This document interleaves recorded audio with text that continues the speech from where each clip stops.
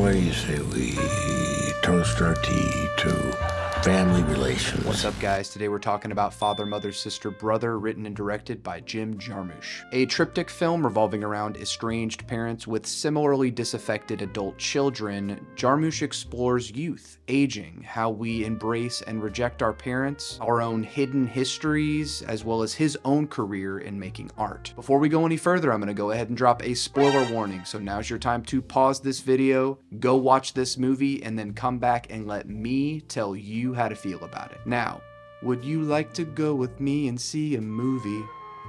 Jim Jarmusch is a fascinating director to me, one whose movies reflect so many different tones. Considering his movies are so musical and lyrical, you could look at each of his films as a new guitar he's trying out in the studio. Father, Mother, Sister, Brother, heretofore referred to as FMSB, sits in a sweet spot between 1991's Night on Earth taxicab anthology and his hallucinogenic vampire flick Only Lovers Left Alive. His writing and direction make the smallest moments feel enormous, and this is why FMSB feels so uniquely sincere. The first of the three stories stars Adam Driver as Jeff and Mayim Bialik as Emily, a brother and a sister traveling into rural northeastern United States territory to visit their kooky father, played perfectly by Tom Waits. Quickly into this segment, I was laughing at the weird ways these three family members struggle to just be around each other. Adam Driver is quite funny in his sections, reserved but eager to remain on top as the favored sibling between him and his sister. Mayim Bialik foils him perfectly as the nervy, prickly sister who you think kinda sees through the bullshit, but is trying very, very hard to like their father, despite how difficult he makes it for them to connect with him emotionally. They are all at some point wearing a similar burgundy color as well. Tom Waits plays each moment effectively, keeping the tension under control while the audience chuckles at how his children squirm. It feels familiar and uncomfortable, but that twinkle in Father's eye is incredibly fun. When he utters the British saying, "Bob's your uncle," Jeff deadpans, "But Ted is our uncle," underscoring how disconnected these family members are. The great punchline at the end reveals it's all a ruse to take advantage of his children's attention and wealth, and Jarmusch leaves it up to the audience to interpret. A few recurring motifs are introduced throughout the first section, one being the slow-mo skateboarders. They're always introduced beautifully, the score from Jarmusch and collaborator Anika embellishing the scene with this otherworldly quality. These skaters embody Jarmusch's idea of infinity, as time briefly stops when they enter the frame, a symbol of reflection, physical bravado, and societal aggression. In addition to this, there's much ado about drinks you can and cannot toast with, Fugazi Rolexes, and how we give and receive gifts with our family. Objects hold significance. In the mother section, we're introduced to Charlotte Rampling's mother, a prim and polished writer living in Dublin. Her two daughters, Lilith, Vicky Krieps, and Timothea, Tim for short, Cate Blanchett, moved to Dublin to be near their mother, but as described in their intro, they only visit each other for tea once a year. That kind of close proximity to family, but with an understood boundary that may or may not be unsaid by all members of the family, is a fascinating idea to explore. The distance is felt immediately in these three characters. You also again notice the recurring color motif as they all seem to share similar outfits. Though Rampling's delivery of "we've all matched our outfits, how embarrassing," or something like that, reveals familial damage. Cate Blanchett's overshirt hides her true colors shared with her mother and sister. The movie's costuming is immaculate, no surprise since Saint Laurent produced this film. It's implicit in Jarmusch's color theory, but the clothing and meticulous production design from Mark Friedberg gives this movie a manicured and delicate quality. Once again, we are shown the ways in which adult children may lie to impress their parents while also yielding to their parents' infantilization. Lilith reveals that she is soon to marry a handsome man and only took an Uber to get to her mom's because her beautiful Lexus is being detailed. An elaborate lie, due in part because mother seems to worry and dote on Lilith more than she does Tim. Vicky Krieps and Cate Blanchett are magnificent in these scenes that to someone may just appear to be recurring shots of setting down and picking up teacups. But the way they both eat, drink, and pass dishware across the table showcases some incredible physical acting. Charlotte Rampling is appropriately endearing yet intimidating, unwilling to let Tim in, even when you can see just how much she yearns to be seen by her mother. All parties involved seem to understand Bob's your uncle inherently, though you wonder how much mother really understands Tim as opposed to Lilith. Or maybe she doesn't understand either of them at all, as she is in the beginning scene to still be trying to figure herself out by talking to her therapist. The third and final sister-brother section stars Indya as Skye and Luka Sabbat as Billy, two twins who are picking up the pieces after their parents have died in a car crash. Expats who lived in France and raised these children there, Skye and Billy explore the remnants of their parents' lives, admiring admiring how cool they looked in old photos, Skye trying on her mother's iconic sunglasses and reveling in their likeness, the way they hold each other and embrace as they explore the empty apartment that was once full of the vivacity that spawned the people they would become. They did a great job capturing what's special about having a sibling, whereas some of the other portions of the movie, the siblings may be more at odds. So it adds this nice, sweeter note on the end of the movie that leaves it feeling a bit more warm and inviting. This section particularly stuck out to me as the most personal to Jarmusch. Jim and Anika's cover version of Dusty Springfield's Spooky Plays, which we find out was a favorite song for their mother. The song also opens the movie and is lyrically effective to the vibe Jim concocts. When everything is getting kind of groovy, you call me up and ask me, would I like to go with you and see a movie? His love of film exudes from every frame. His movies feel groovy, man. There's a quiet rock and roll quality that's immense, but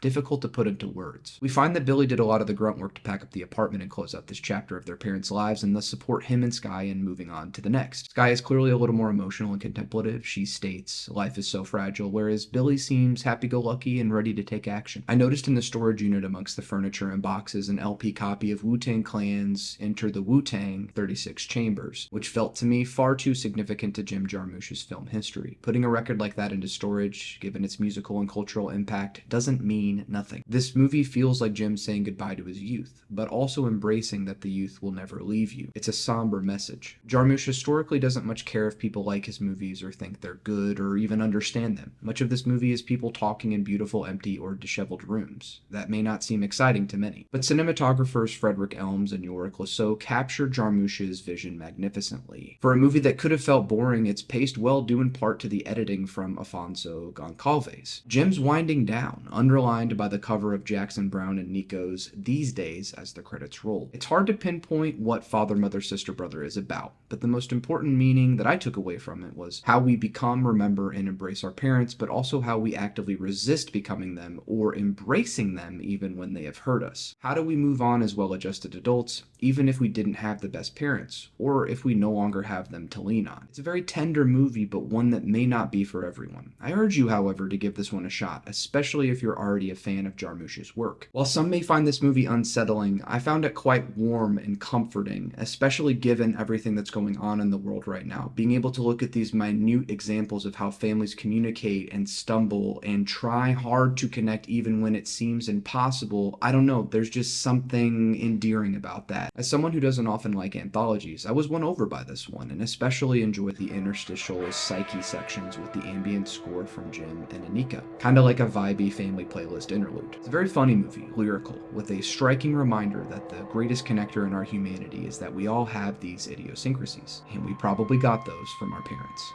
What did you think of Father, Mother, Sister, Brother? Is this your new favorite Jarmusch movie, or do you prefer another one of his movies? Leave all the comments below, and before you go, don't forget to like this video and subscribe to the channel for more. Until next time, Bob's your uncle.